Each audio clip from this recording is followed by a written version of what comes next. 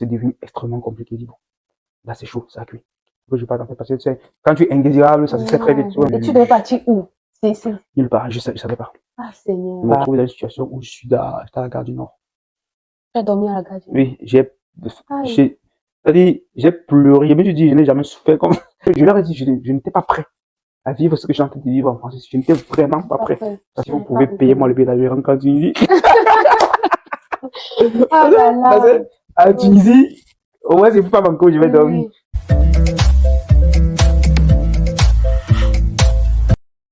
Hello, j'avais oublié de mettre cette partie, donc je l'ajoute.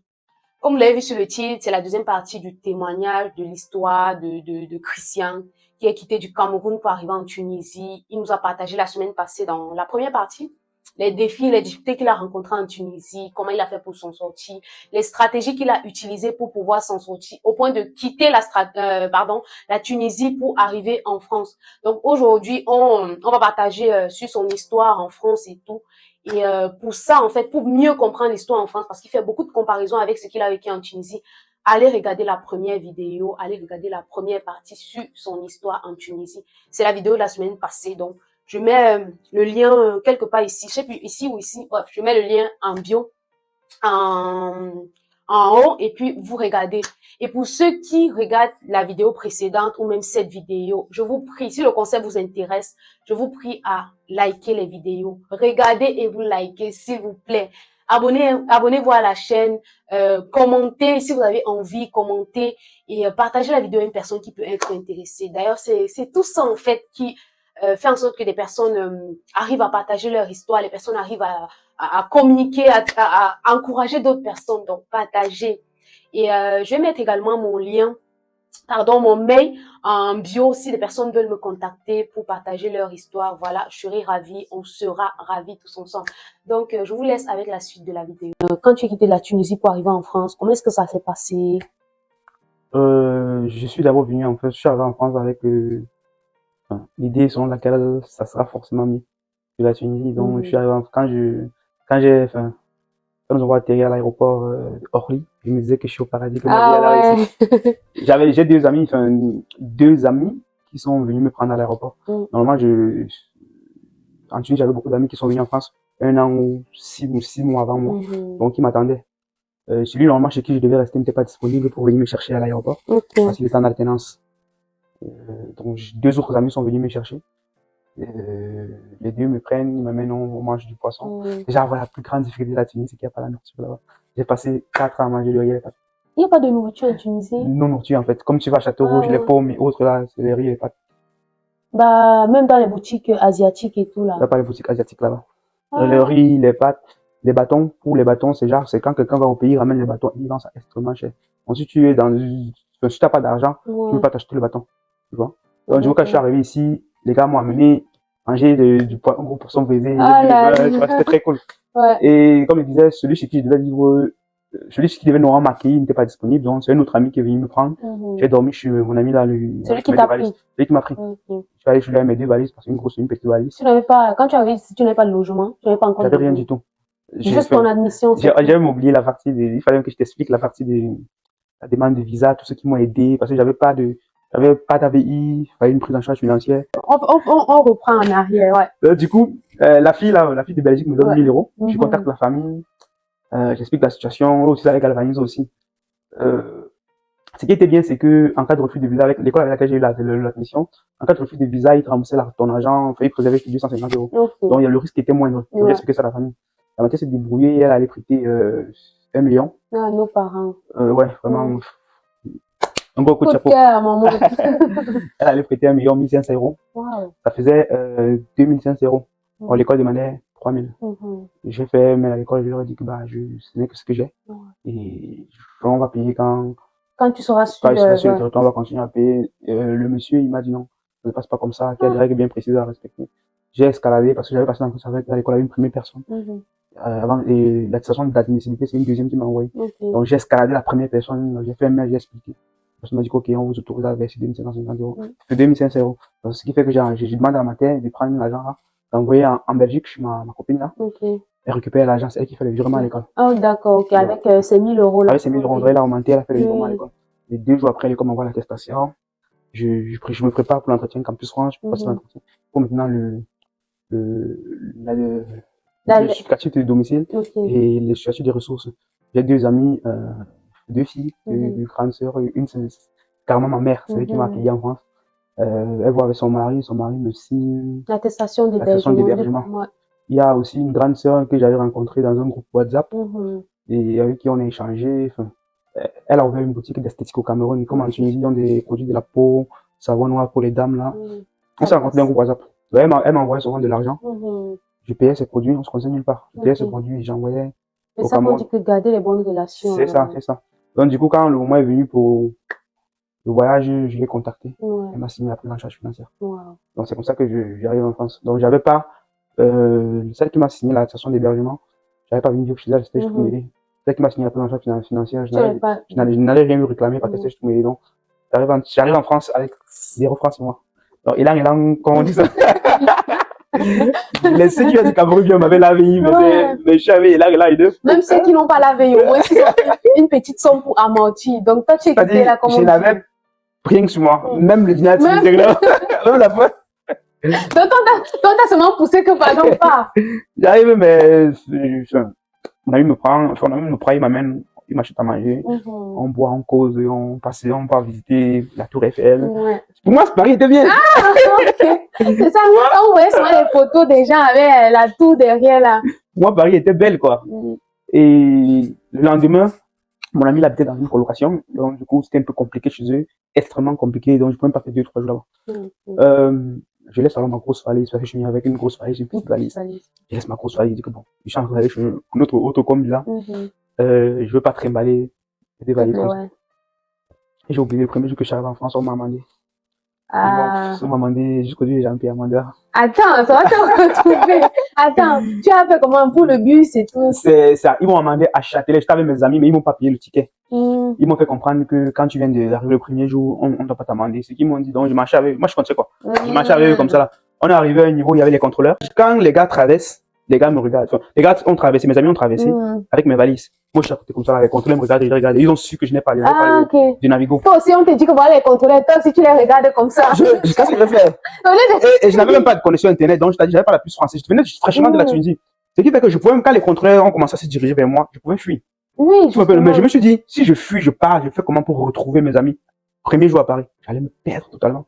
Je sais pas ce qu'il m'avait dit, j'allais totalement me perdre. Donc, du coup, ils sont arrivés là comme ça, ils m'ont dit, monsieur, votre titre de transport. Là, il a dit, j'ai pas, ils ont dit que je viens d'arriver, j'avais mon passeport sur moi, ils ont pris, ils ont quoi, tapé, ils m'ont dit, le machin. Mais toi aussi, tu prends pas ton passeport, tu les livres, tu connais mon nom. En fait, moi, je me suis fié à ce que mes amis m'ont dit. Que la première, si tu justifies que tu viens d'arriver, ils vont pas te déranger. Donc, moi, je dis, ok, moi, je sais qu'ils vont voir le locataire d'entrée. Ils m'ont amendé, ils m'ont donné l'amende. C'est quoi, c'est 50 €. Il y a quoi? Alors que tu n'as rien d'arrivé. Il y a rien, il faut y arriver le premier jour. Mais ça, c'est le bon arrivé, vrai. Donc, j'ai mieux quand même gardé, je suis rentré. Bon, après, le lendemain, j'ai libéré la maison de mon ami. Là, j'ai laissé ma grosse valise. Dans ma petite valise, j'ai pris quelques effets. J'ai dit, bon, j'y rentre. Par chez mon deuxième ami, c'est devenu plus compliqué là-bas. Parce qu'il avait sa copine, il fallait l'intimité. Donc, c'est devenu extrêmement compliqué. Dit, bon, là, c'est chaud, ça a cuit. Je vais pas t'en faire parce que quand tu es indésirable, ça se fait très vite. On te le dit pas, oui. Tu le dis pas directement. Ça me fait que tu devais être intime entre eux. Bon, voilà. Et tu devais partir où? Nulle part, je savais pas. Ah, Seigneur. Par chance. Parce que moi, il me dit toujours, un Dieu ne pas te donner une croix qui est difficile à porter.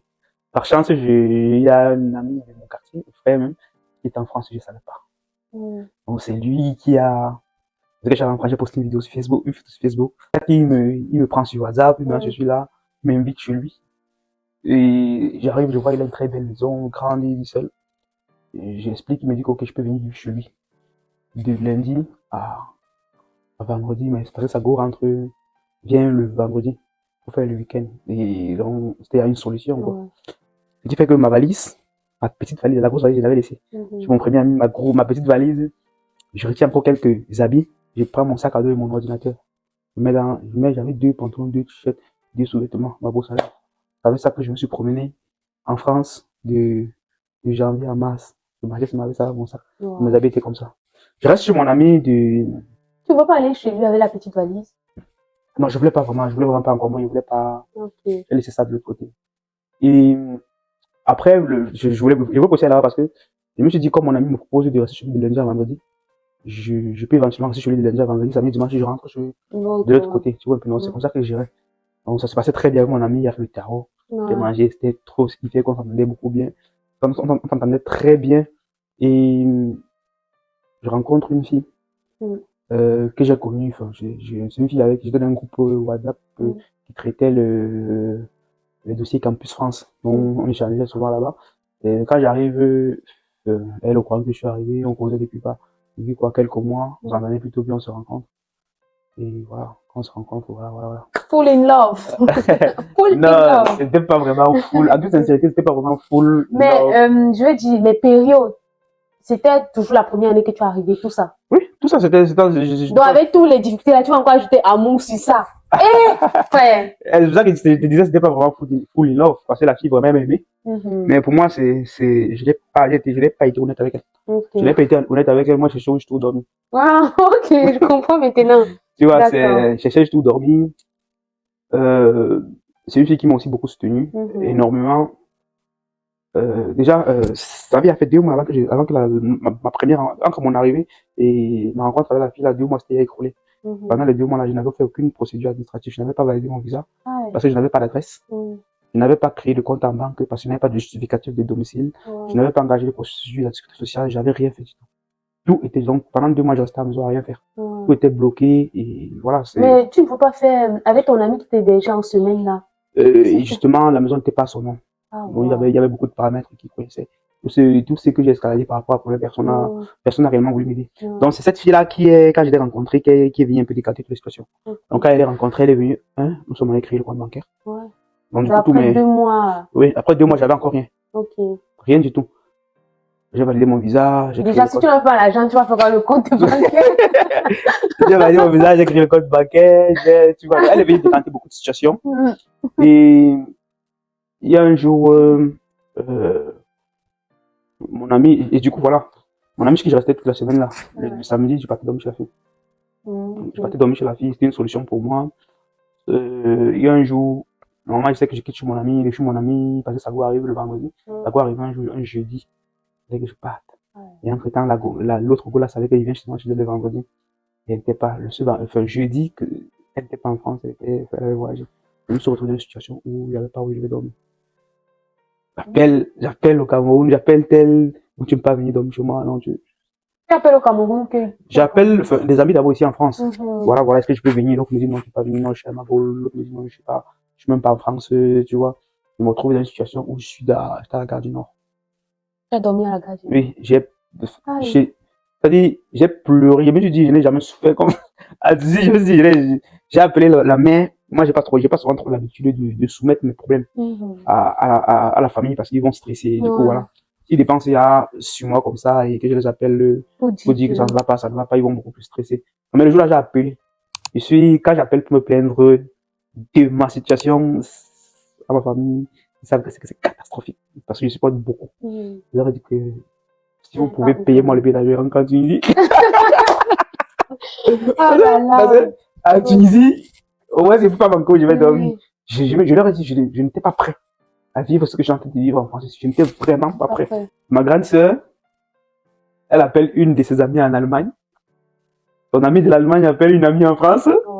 Son ami de la France dit que c'est pas possible, si vous allez sur les affaires chercher une autre personne. On me donne le numéro, on m'envoie chez quelqu'un très très loin. Parce que je suis allé dormir le jour là, le lendemain, je ne connaissais pas. Parce que ma grande sœur qui a appelé l'ami de l'ami de l'ami de l'ami de l'ami. Pourquoi tu ne dormes pas 2 jours? Je ne dors pas 2 jours. Je suis allé dormir. Alors, quand je suis arrivé, on m'a donné une petite natte là, je me j'étais heureux. C'est-à-dire, j'étais. C'est mieux que. Bien. C'est mieux que le froid. Ouais, parce qu'en hiver, dormir dehors en hiver. J'étais bien. Du coup, celle qui m'avait signé l'attestation d'hébergement, je m'avais inscrit sur une plateforme. Parce qu'en fait, quand je rencontre la fille dont je t'ai parlé qui m'a aidé, on a fait toutes mes procédures administratives. Et celle-là, ma maman là, elle m'a inscrit sur une plateforme site, une boîte d'intérim. Et c'est là-bas que j'ai eu mon premier job. C'était très compliqué parce que je me rappelle, c'était la période de Covid où il fallait se déplacer avec les attestation de déplacement. Il y avait un truc là. C'était comme une carte que tu prouves que tu as le droit de De sortir. circuler, oui. On envoyait ça par mail. Donc, du coup, le premier job qu'elle m'a trouvé en France, et c'est l'un des jobs les plus compliqués, c'était via la plateforme Site, une boîte d'intérim, dans une entreprise dans le 92, ici à Antony.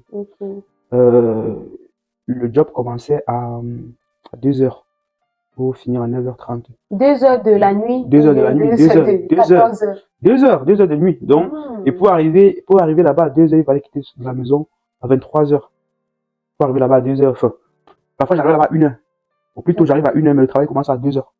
J'arrive à 1 heure, je commence à papoter sur le téléphone, je fais une sieste de 30 minutes.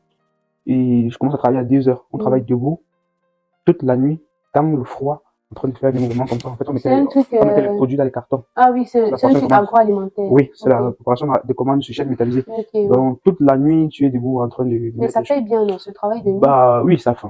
Après, tu n'avais pas aussi d'autres choix. J'avais pas le choix. Si t'as repéré, je ne referais plus parce que quand tu rentres, imagine, tu sors chez toi à 22 heures, tu rentres, tu finis de travailler à 10 heures, tu arrives chez toi à 12 heures, tu dois cuisiner, ta journée, et tu dois ressortir le soir. Le premier jour de travail, j'ai eu un gros problème. C'est que je ne maîtrisais pas encore l'application de transport. C'est le City Mappers. Et il y avait des problèmes de transport parce que Covid. Je me suis perdu à Paris. C'est-à-dire, je me suis vraiment perdu. Je ne connaissais plus. Je ne connaissais pas le chemin pour arriver au travail. Je ne connaissais même plus le chemin pour rentrer à la maison. Tu ne connaissais pas où tu étais. Oui, parce que sur l'application, sur le document que l'entreprise te donnait, on mettait l'adresse de départ, l'adresse de domicile. Si la police t'attrape en route et que tu n'es pas sur cet itinéraire-là, on va te donner une amende. Donc, je me suis vraiment perdu.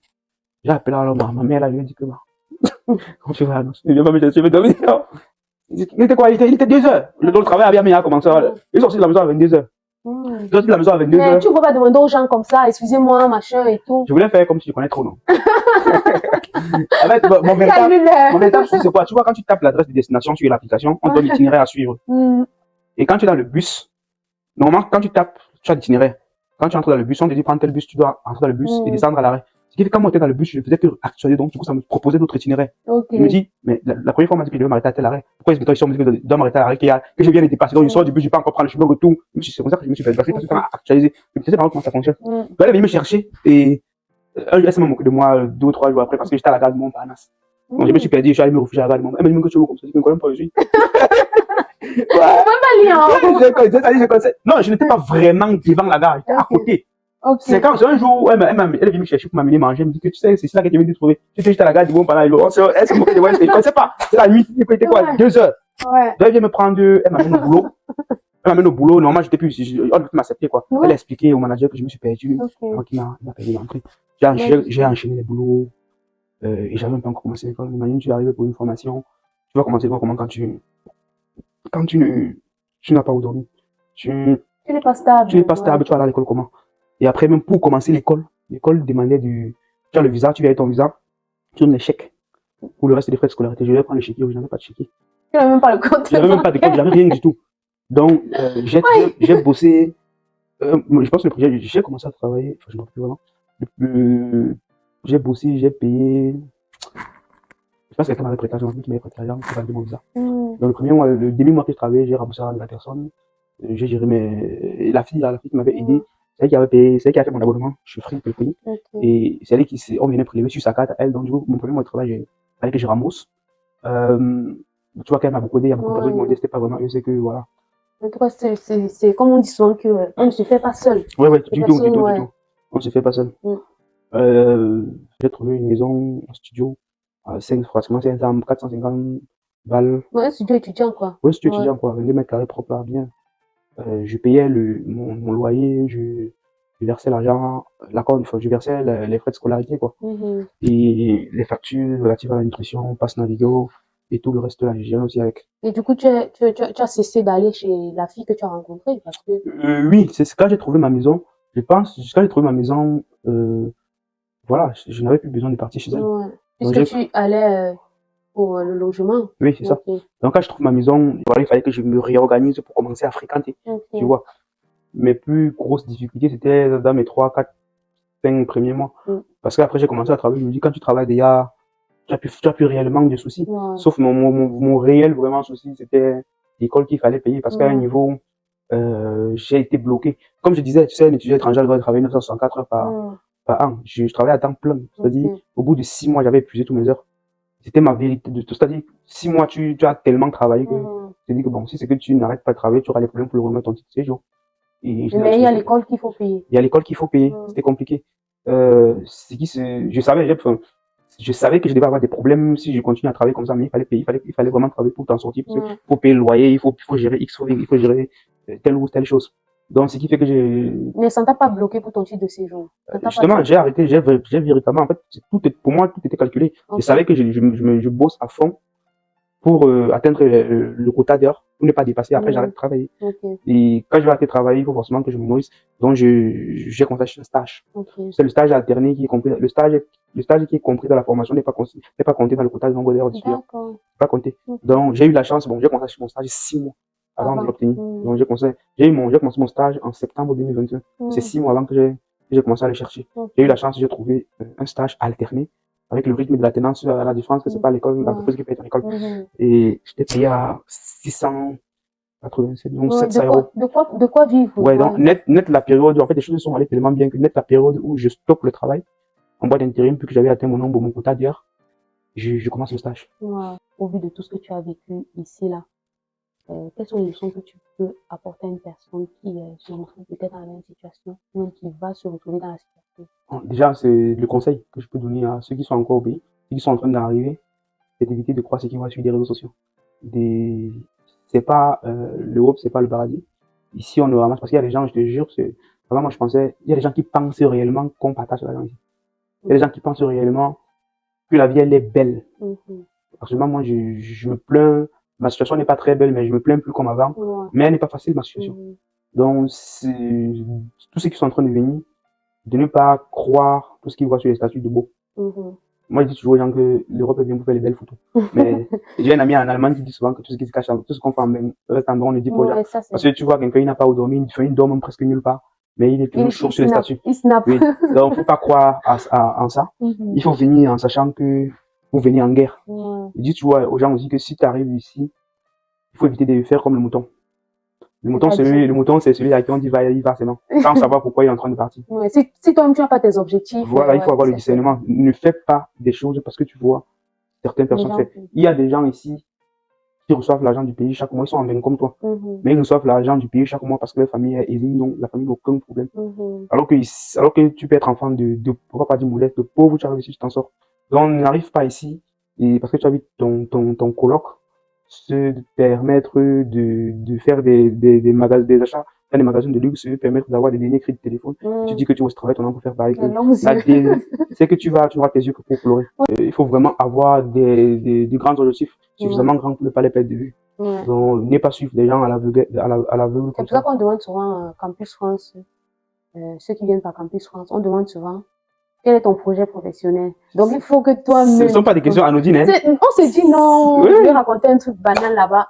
Quel est ton projet? Qu'est-ce qui te porte à cœur? Et souvent, c'est la façon dont tu présentes ton projet que eux-mêmes ils voient que en France, il ne va pas s'en sortir ici. C'est arrivé en France que j'ai compris que toutes les questions qu'on pose en entretien Campus France, nous on prend ça comme le jeu. Oui, quand on te parle de la cohérence entre le projet d'études et le projet professionnel, tu penses que c'est la blague. Parce qu'en fait, eux, ils savent que si tu viens ici là faire des études en droit, tu ne peux pas prétendre faire avoir un CD en informatique. Eux, ils savent, ils doivent voir cette cohérence-là. Ce ne sont pas des questions anodines. Et quand moi je répondais à mes questions à l'entretien Campus France, moi je pensais que c'était juste une formalité administrative, mais ils savent qu'ils font le même la motivation aussi, on regarde aussi la motivation. Regardez. Si tu n'es pas motivé sur ton en fait, vraiment, c'est un truc de ouf. Regardez tous ces paramètres. Est-ce que tu connais où tu vas vivre? Ils savent que c'est difficile. Qui va s'occuper de toi? Qui va t'aider?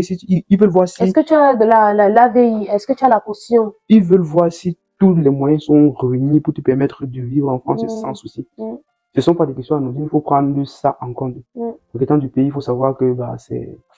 Là où je parle, là, je suis pas en train d'aller à un bal. Je suis pas en train d'aller. Bien habillé, bien maquillé. Mais ce qui est bien ici, vraiment, moi je dis, ce qui est bien ici, c'est que si tu arrives, tu te concentres, tu es sérieux, aucune raison pour que tu échoues.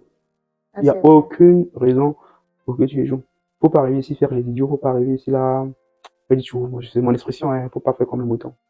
Sinon, tu vas te lever un matin, tu vas voir que tous ceux avec qui tu es arrivé, ils sont tous calés quelque part. Ouais, on a acheté tous les autres moutons. Là, c'est je vais te dire, faut pas être mouton. Ouais. Faut vraiment avoir des objectifs calés dans la tête. Extrêmement grands. De manière où tu es en train de dormir comme ça, là, tu regardes ton envie, comme ça, tu te réveilles. Oui. Ne refuse pas, il faut s'amuser. Mais après, il n'est jamais trop tard pour s'amuser. Tu peux décider de te sacrifier, de bosser fort. Après, c'est même pas difficile. Le temps passe tellement vite, c'est là que tu te concentres. 3 jours à bûcher, tu vas te dire que c'était juste une seule heure.